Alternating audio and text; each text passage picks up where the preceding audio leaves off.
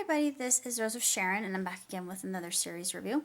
I just recently watched the ABC Murders, which stars John Malkovich and Rupert Grint and a number of really other incredibly consummate actors and actresses. I think the actress who portrayed Moni Myrtle is also in this because she appears in all 3 episodes, and she has that very nasal tonality to her timbre, and I just was thinking, has to be Myrtle. It sounds just like her. And my friend thought the same thing. But the series, I'm not going to go over the exact plot, because if I do, it'll give away a lot. And it is done in pure Agatha Christie fashion.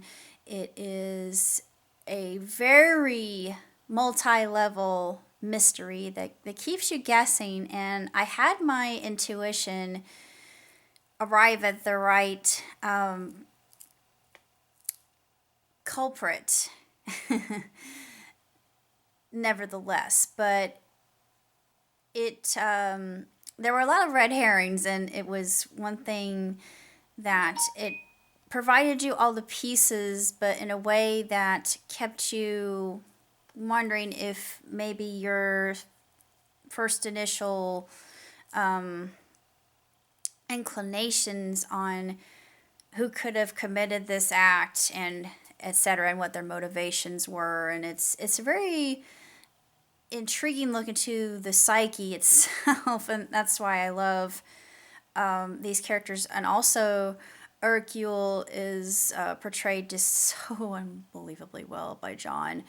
And I love John Malkovich. He's portrayed Blackbeard, my favorite version of Blackbeard other than Pirates of the Caribbean. I adore him in that version of Blackbeard himself, or Edward Teach.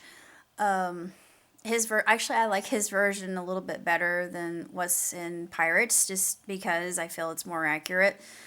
I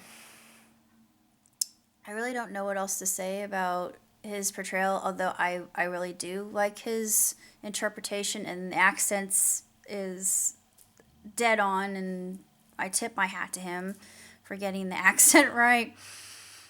Yeah, just the way his character's portrayed, and plus the era in which it takes place, it makes sense that people would have a general distrust for refugees, and his origin story is very, very tragic, and you feel for the guy, because he was in a situation where no matter what he did, he was damned. And that's why it's very revolutionary to hear him speak and say what he does later on. I'm not going to say what he says because, like I said, plot point, don't want to reveal that.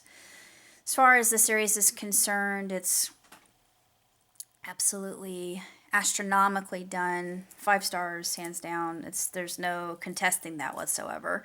If you're an Hercule fan, then you're going to find it c'est magnifique, and you will absolutely adore it, and you will be glad that they took so much painstaking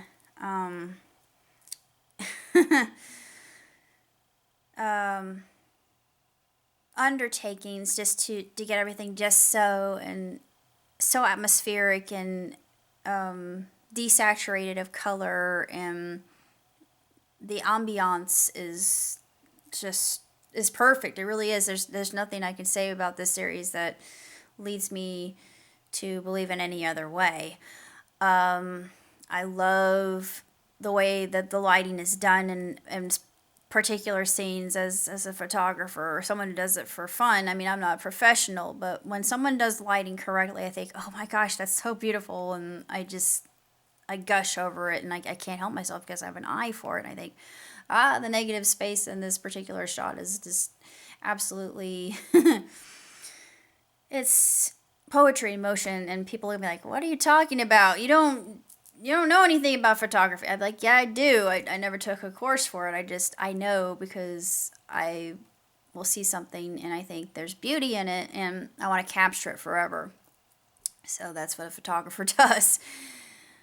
Photographs never lie, and neither does the camera. That's what I like about cinematography in general, but needless to say, I wasn't going to go off on a tangent about photography.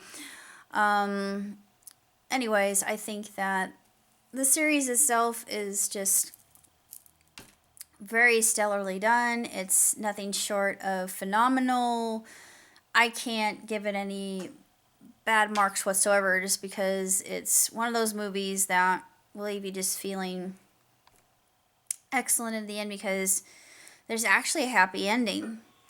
And it leaves a lot of questions for the viewer themselves to come to a conclusion to, just based on what you think might have happened to these particular characters, particularly Hercule. Of course,